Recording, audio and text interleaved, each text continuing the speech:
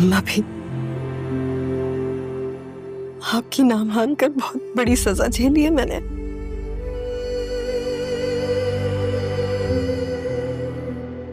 आपसे खुद को दूर किया और खुद से अपनी औलाद को। माफ कर दे मुझे, माफ कर दे मुझे।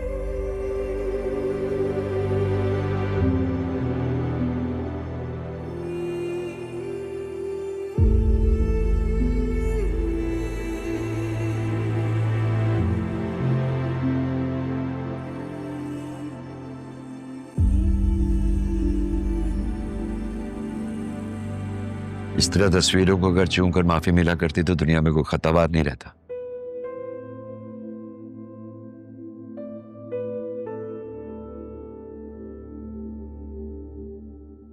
तुमसे मैंने कहा था कि जब तक ज़रियून यहां मौजूद है तुम खुद को ज़ैनब के पोर्शन तक महदूद रखो।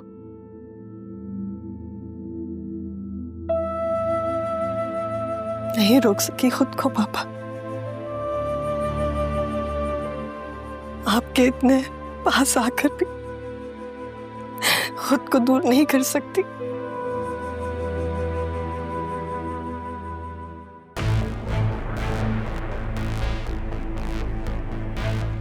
तुमसे जितना कहा है उतना कहो। आसिया, क्या काम है? कुछ नहीं, देखने आई थी ये काम अपना ठीक से कर रही है या नहीं। अदील ने कहा था इस पे नजर रखूं क्योंकि इसकी अब ड्यूटी है ना यहाँ पे। तुम्हें इस तरफ ज्यादा ध्यान लगाने की जरूरत नहीं है। ये अपना काम बिल्कुल ठीक कर रही है। वो तो नजर आ रहा है, बड़ी मियां को शीशे में उतार रही है। आप जाइए, जब बुलाऊंगा तब आइएगा।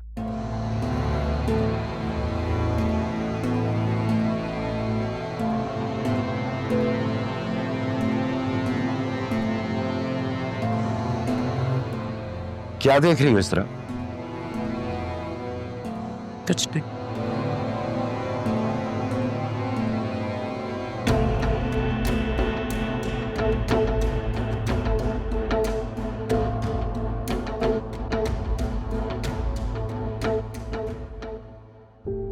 क्या करूं? तुम ही बताओ। तुम्हें देखता हूं तो वो हज़ियत याद आ जाती है जो वो तुम्हें देखकर गई। उसे देखता हूं तो दिल तड़प जाता है। क्या करूं मैं? कहां जाऊं?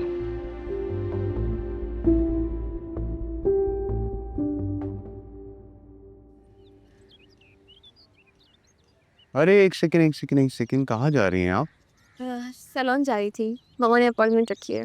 सैलून? ओह, क्यों जा रही है सैलून? आपको तो जरूरत ही नहीं जाने की। इतने अच्छे बाल, इतनी अच्छी स्किन। आपको मैं प्यारी लगती हूँ। हाँ, इतनी छोटी सी बेबी सी स्किन है आपकी। बेबी जैसी। You're so funny, sir. Well, I like it. अच्छा लगा आपके मुझसे। आप भी मुझे राह की तरह बतूल कह सकते हैं। मैं हर किसी को वो बोलता हूँ जो मेरा दिल करता।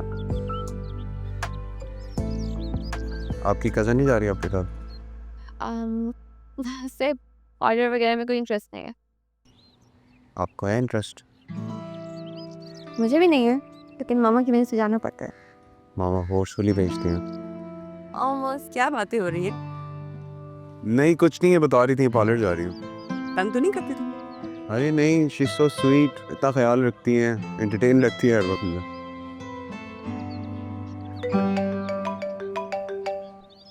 एक second, I have to take this. One second. क्या कह रहा था? तो अभी बात स्टार्ट ही हुई थी कि आप आओगे।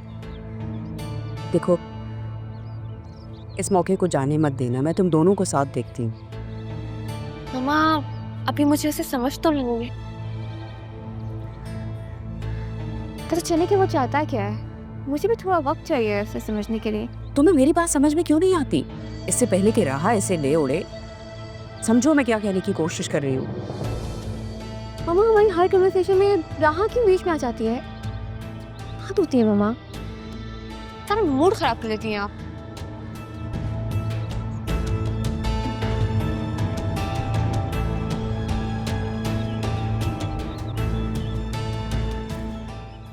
आपकी वालिदा का सुनकर बहुत अफसोस हुआ। अल्लाह उनकी आगे की मंजिलें आसान करे। आमीन। सॉरी और शुक्रिया। जिस दिन आपकी कॉल आ रही थी तो मैं इट्स ओके, मैं समझ सकता हूँ। चलें अब काम की बात कर लेते हैं। आप यहाँ पर साइन कर दें। इसमें आपकी तनख्वाह और मराद के बारे में सब कुछ लिखा है, ठीक है? जब तक मैं आपको आपके काम के बारे में समझा देता हूँ। जी। आपने इन्वेंट्रीज करनी होंगी कैफेटेरिया में जो भी सामान लाया जाता है, और कुछ लोग बाहर से खाना लाते हैं, घर से खाना लाते हैं और कैफ़े में बैठ कर खाते हैं, उनकी तो खैर है। लेकिन कुछ लोग कॉफ़ी के बहाने वहाँ पर बैठकर सिर्फ बातें वगैरह करते हैं, उन पर आपने ध्यान रखना होगा। एक बात और, कैफ़े में स्टाफ के साथ मिलकर काम भी करना होगा। मिलकर? पर मैं तो एज सुपरवाइजर आ रहा हूँ। बिल्कुल ऐसा ही है, लेकिन जो मैं कह रहा हूँ वो भी ज़रूरी है। आपको अगर सुपरवाइज़र के साथ साथ ये काम भी जानते होंगे तो आप सब लोगों से काम करवा सकेंगे। इससे स्टाफ पे प्रेशर भी बना रहेगा कि अगर वो चले भी जाते हैं तो उनके जाने से कोई फ़र्क नहीं पड़ता, ठीक है? जी, मैं पूरी कोशिश करूँगा कि शिकायत का मौका ना मिले। आइए मैं आपको कैफेटेरिया का विजिट करवा देता हूँ। आपको मैं ये भी बता देता हूँ कि कहाँ पर क्या क्या रखा हुआ है, ठीक है? जी।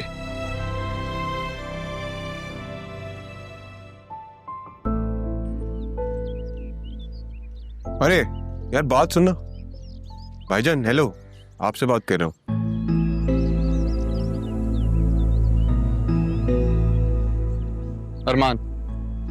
अरमान नाम है मेरा।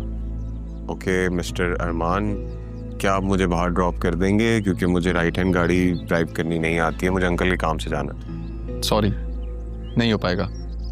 सैफ साहब के काम से जा रहा हूँ। तो मैं भी तो घर का फर्दी हूँ, ड्रॉप कर दो। अजीब,